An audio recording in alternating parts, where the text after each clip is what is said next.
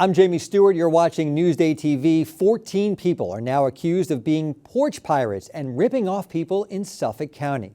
Here's video of some of the alleged crimes. The DA's office says 29-year-old Enerson Jerez from the Bronx employed a network of people who were given insider FedEx tracking information. The group allegedly stole packages containing electronic devices from homes spanning from North Babylon to Montauk. So they had received information, right, that the package would be delivered. The package of phones, specifically phones, would be delivered to a particular location at a particular time under a particular name. So they would be there waiting for it. Authorities say the thefts happened as far back as 2023. A potential cyber attack in Southold. Town employees were without email and access to some servers that handle data storage and website hosting. Officials sent an alert to residents after learning of the issue this morning. They say the 911 and administrative phone systems were not affected. A federal judge has dismissed the criminal cases against former FBI Director James Comey and New York Attorney General Letitia James. The judge said the prosecutor who brought the charges against them was illegally appointed by the Justice Department in an effort to target President Trump's political opponents. The Justice Department can appeal this latest ruling. Police have identified a teenager shot and killed in Hempstead over the weekend. 19-year-old Amira McLeod was a student athlete from Monroe University. She was shot near Willow and Kennedy Avenues late Saturday night. 2 male students from Nassau Community College were also shot and remain in stable condition. Well, drivers who use the Smith Point Bridge will be down to 1 lane for now. The 2-lane bridge that connects Shirley to Fire Island currently has a 3-ton weight limit on truck traffic. The span was flagged in January as one of 10 on Long Island that were in poor condition. Repairs on the bridge were supposed to be completed in 2021. Suffolk County Executive Ed Romaine signed an executive order to speed up the work. We're going to be putting steel cable in to reinforce this bridge, and we're going to be starting the new bridge this spring and speed that up because we can no longer defer maintenance and put it off, have press conferences that says we're going to build something and then don't build it. Officials say drivers should feel safe while repairs are made. The deadline to fully reopen the bridge is now 2029.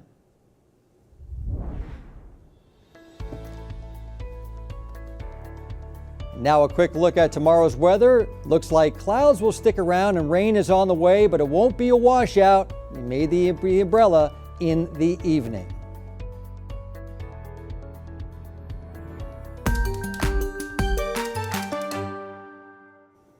Only in Newsday, EPA Administrator Lee Zeldin is planning on rolling back air pollution standards. It's all part of Zeldin's effort to revamp the environmental agency. Virginia Huey has the story.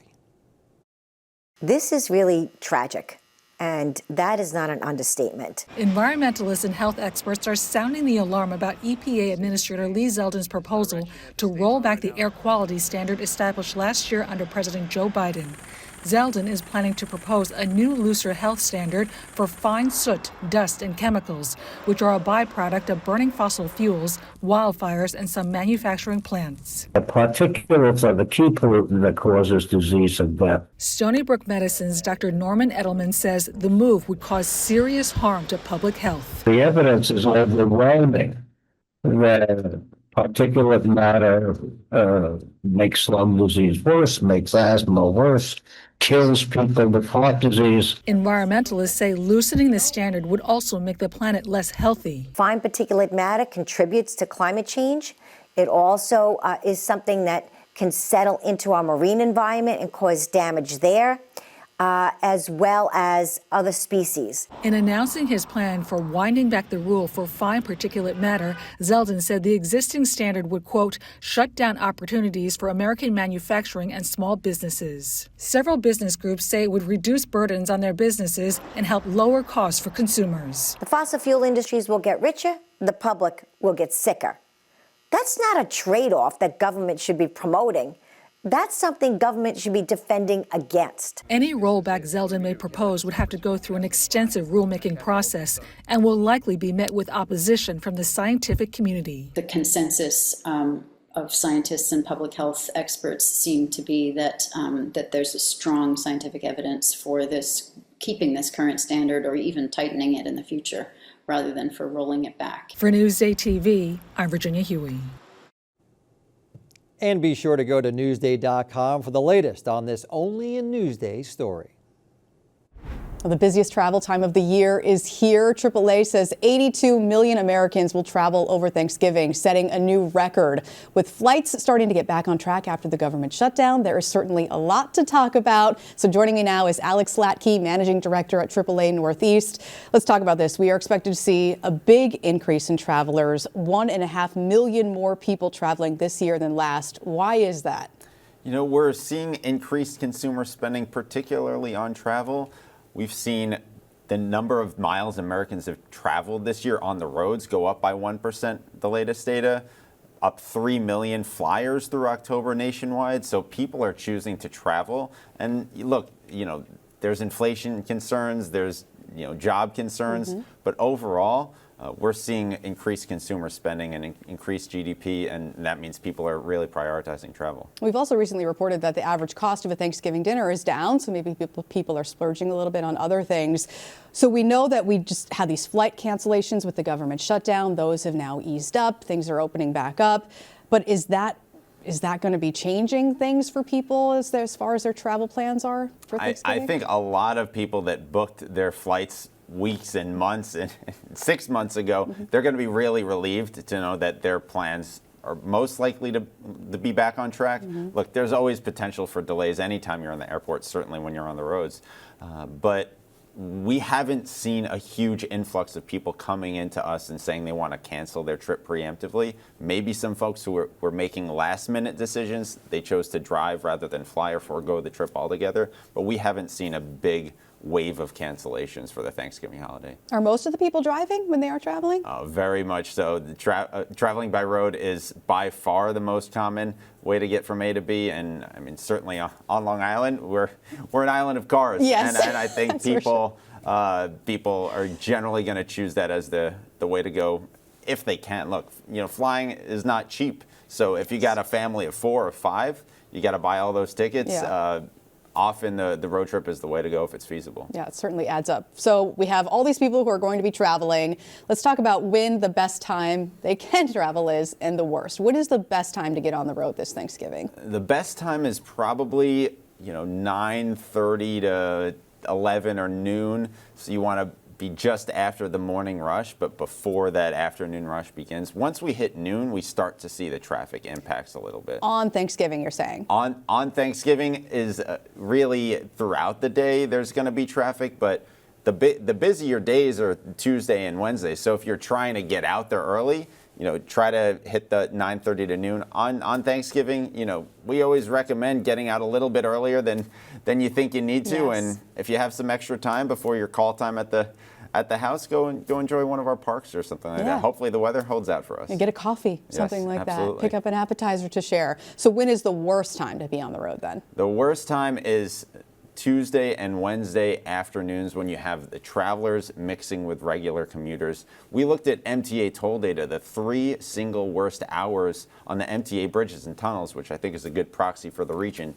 3 to 4 p.m. on Tuesday, 3 to 4 p.m. on Wednesday, and 2 to 3 p.m. on Wednesday. So if you think, hey, I'm going to beat the 5 o'clock rush a little bit, let me, you know, take off at 3 or 2, well, tens of thousands of your neighbors probably have the same idea. Right. So you're not beating anyone. You really play hooky and get off at, you know, 11 or noon if you want to beat the traffic. Okay, good advice. So we are seeing congestion time going up in our area. We were just talking before how long it takes to get anywhere on any just normal day of the week. Why are we seeing that increase in the congestion time that people are sitting in traffic? You know, I think it's often the simplest answer, which is this: there's more cars on the road. We've got more than 1.9 million vehicles on Long Island, according to the latest data from the Census Bureau. That's up 80,000 vehicles over 5 years. Wow. So we just have a lot more cars on the island. there's not a lot more space, so that's going to increase congestion. Yeah, people who maybe lived in the city, moved out to Long Island, got a car when previously they may have not had one, so it's just something we have to deal with at this point. So what is your best piece of advice for all of us to get through this time of year? Oh boy, aside from just try to stay sane, I would say take a look at your car. So if you don't have time for a full tune-up before you hit the road for a road trip, at least inflate your tires to the proper tire pressure, because if you last inflated them a few months ago, it's a lot colder. You might have lost some pressure, so make sure you inflate those tires. We service hundreds of thousands of vehicles every Thanksgiving holiday across the country. A lot of flat tires, a lot of lockouts. So if you're going to hit the road with you and a family, take both sets of keys in case you get locked out of the car. And we do see thousands of out-of-fuel calls as well. So, play it conservative and fill up that tank when it's at a quarter, so you're not running on empty, because the last thing you and your family want is to be calling us because of something so preventable as running out of gas. Right, you're sitting in traffic, tank goes empty. Wow, what's worse? On a holiday, no less. Well, Alec, thank you so much. Really appreciate your time. Talking about something we all have to deal with, this traffic across the region. So thank you for being with us, Alec. We appreciate it. You can always read more about this story, too, on our website, newsday.com. Out East with Doug Geed is brought to you by EastEndGetaway.com. End up here. Well, Thanksgiving is Thursday, but one local greenhouse is already bursting with Christmas cheer. Let's head out east with Doug Geed.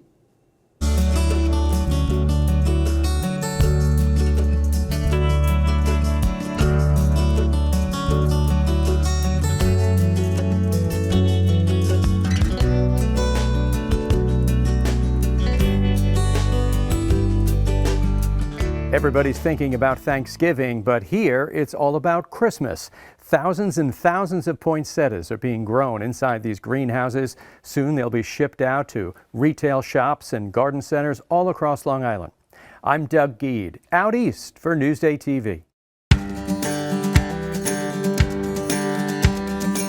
It's right around Mother's Day when they start planning and planting for Christmas here at Van Borgendine, a wholesale greenhouse operation. We do about 90,000 cuttings of poinsettias. Bob Van Borgendine's grandfather started a flower business more than 100 years ago in West Babylon. In the early 70s, they moved their greenhouse operation to Peconic on the North Fork. The greenhouse is 3.5 acres. We're situated on about 33.5 acres. And this time of year, the greenhouse is filled with these colorful Christmas classics. Poinsettias are a tropical plant. They came originally from Mexico. But you want to keep them in a bright light and keep them watered. We've had customers that they'll last all the way into April. And then they're like, well, I want to put it outside. And they do great in the summertime outside. Poinsettias are unique in that what you think might be their flowers are their leaves. And this is just the top leaves that turned red first. Gotcha. And then this one's in the stage of turning red. Red is by far the most popular poinsettia, followed by white. And then there's different pinks, marbles, mixes sprinkled on it. And if that's not enough, we now do a colored dye. We can make them blue, lavender, purple. And they come in different sizes and designs. What they create here may end up in your local garden center. They supply retail shops all across Nassau and Suffolk, as well as the city. These are 2-inch clay pots, very cute for a fireplace mantle. These I love because you have the ivy growing out of the sides, it spills over, kind of ties in a little bit more green. As you said, right on the dinner table, right? Right on the dinner table, look great, yep. It's a lot of work crammed into a very short season. But family members say when they zoom back and look at the big picture, there's also a lot of joy their work has produced for a lot of people for decades. In Peconic for Newsday TV, I'm Doug Geed. Looks beautiful. All right, you can see more Out East with Doug Geed segments on Newsday.com. Click Get More below the Newsday TV video box.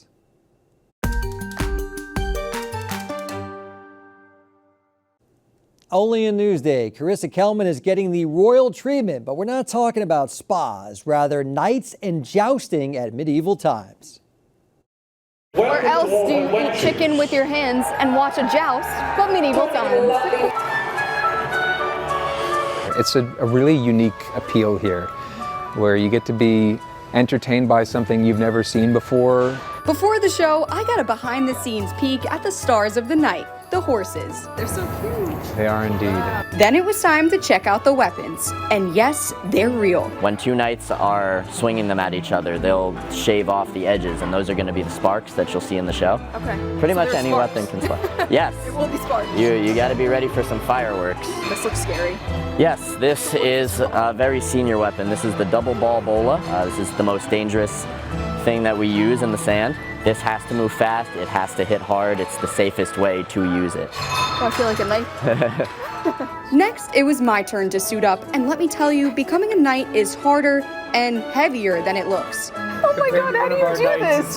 Well, those are small on my head, so Seriously? It's making me feel better. Oh god, okay. And here we have a sword. How does it look? You look like you, with some training and a lot of eating, you might be ready for some... I need to eat a little bit more. Good thing it's time for the feast. This is so exciting, and I'm getting hungry. And eating with your hands has never felt more medieval or more satisfying. Finally, the joust begins. Knights, sparks, and swords flying with front row seats to all the action. And one lucky royal is crowned queen. Oh wait, it's me. I didn't know that was gonna happen. So my first time at medieval times, it lived up to its hype. I met the horses, wore the armor, handled the weapons, ate like a royal, and survived it all. From Lyndhurst, New Jersey for Newsday TV, I'm Carissa Kelman. Carissa had way too much fun on that. All right, find more fun things to do on New Jersey, Newsday.com. Click Get More below the Newsday TV video box. And let's take a closer look at your 7-day forecast.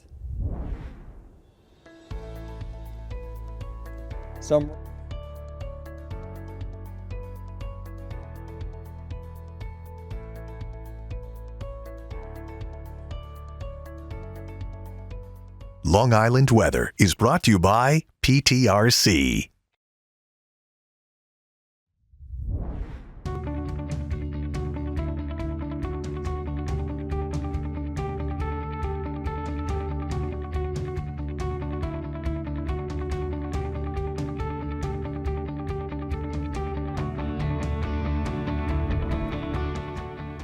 And for more on the stories you've seen today, head over to Newsday.com. You can click Get More under the Newsday TV video box. I'm Jamie Stewart. We'll have more news coming up.